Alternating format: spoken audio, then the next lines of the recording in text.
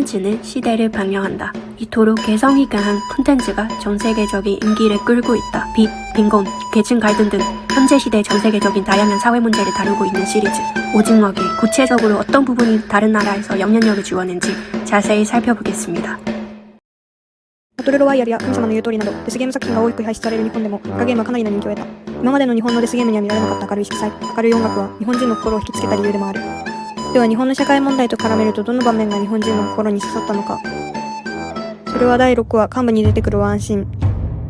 一緒にゲームをするペアを決めるシーンで男性参加者が女性参加者、同年代の参加者と組むことを拒むシーンがある。女性参加者のセビョクは男性参加者である主人公に向けてこんな一言を言い放った。本当のことを言いなよ。女と年寄りと組むのは嫌だって。明らかな差別をされるシーンだが、これはゲームの中だけの話ではない。日本ではジェンダーギャップ指数が146カ国中118位という低さを記録している。また、超高齢化社会に突入した日本はエイジズムが問題提起されている。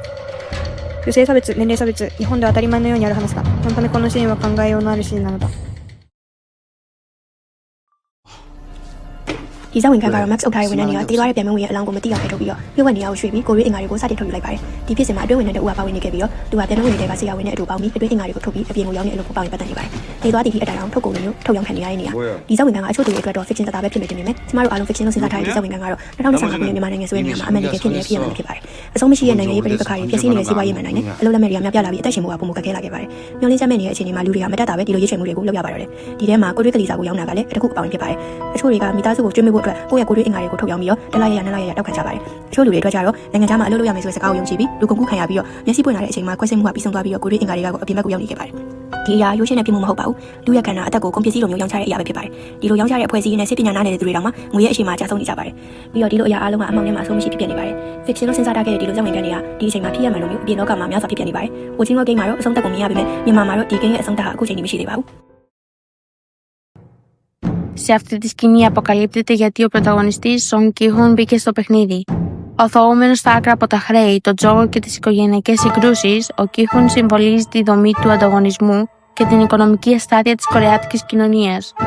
Αυτή η πραγματικότητα συντονίζεται με την κατάσταση του νέου στην Ελλάδα. Μετά από μια μακρά οικονομική κρίση, η εμπιστοσύνη στο κοινωνικό σύστημα είναι χαμηλή και η ανεργία των νέων είναι πολύ υψηλή. Πολλοί νέοι βασίζονται στις εξετάσεις του δημοσίου για μια σταθερή ζωή, αλλά αν αποτύχουν μια φορά, συχνά αισθάνονται ανίκανοι να ξαναπροσπαθήσουν. Αυτό οδηγεί σε απώλεια αυτοεκτίμησης, αποξένωση από την κοινωνία και φόβο για ένα αβέβαιο μέλλον εν μέσω επαναλαμβανόμενων αποτυχιών. Ενώ αυτή η σκηνή από το The Squid Game διαδραματίζεται στην κοινωνία της Νότιας Κορέας, μπορεί να έχει βαθιά απήχηση στους νέους στην Ελλάδα που βιώνουν τα ίδια προβλήματα. 오징어 게임이 전 세계로 소개되기 직전에 넷플릭스 오리지널로 이미 소개된 일본의 생존 게임 시리즈가 있었습니다. 현실에 지친 처년 알리스와 친구들이 갑작스럽게 텅 빈 도쿄, 즉 게임의 세계로 소환되면서 목숨을 건 생존이 시작되었습니다. 오징어 게임과 마찬가지로 제한된 공간과 규칙 속에서 생존을 위한 선택과 심리전을 그립니다. 게임의 난이도는 트럼프 카드로 구분되면 퍼즐, 유체적, 심리적, 다양한 유형의 게임이 등장해 몰입감과 긴장감을 극대화시킵니다. 영어근 콘텐츠가 아닌 넷플릭스 드라마 중에서도 알리스의 보더랜드의 인기도 결코 만만치 않았습니다. 넷플릭스에 따르면 시즌 1호가 2를 합쳐 약 8천만 명의 시청자가 시청했으면 이는 일본 드라마 중 최고 수준의 성과입니다. 하지만 흥미로운 점은 비슷한 장르와 테마를 다룬 작품임에도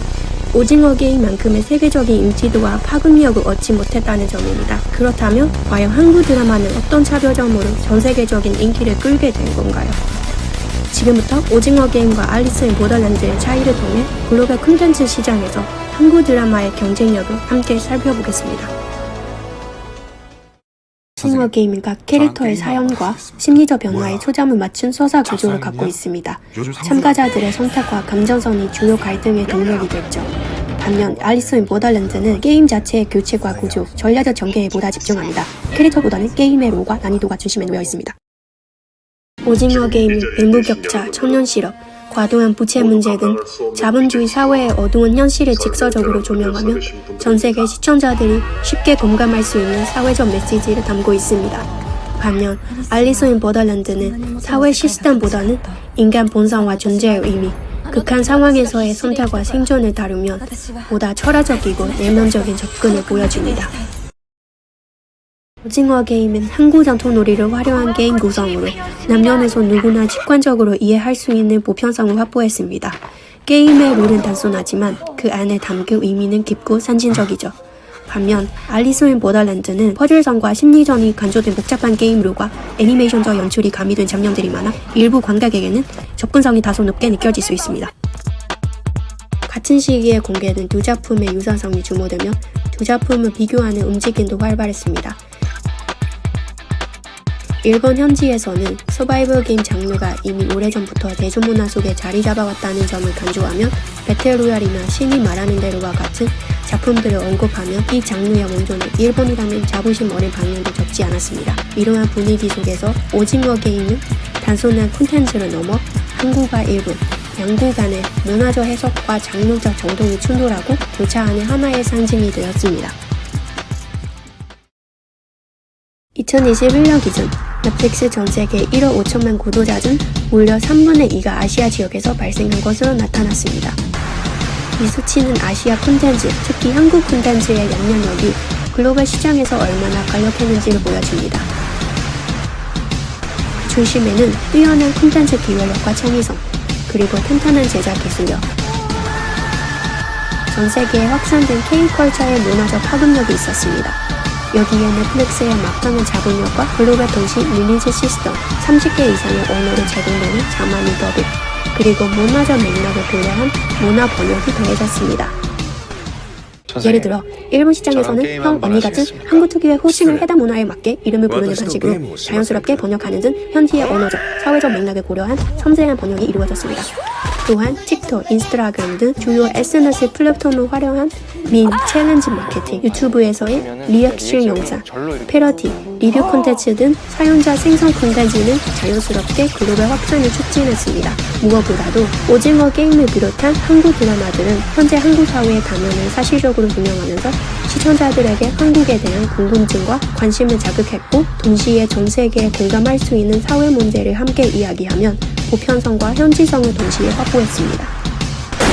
최후의 1인이 살아남을 때까지 벌어지는 생존 싸움, 현대사회의 무한 경쟁 체제에 누가 우위에 설 것인가? 우리는 지금 스스로에게 질문해야 합니다. 이러한 경쟁 중심 사회는 과연 바람직한가? 과연 우리는 이 생존 게임의 참가자 역할에서 벗어날 수 있을까요? 아니면 알면서도 그 룰 속에서 계속 머물 수밖에 없을까요?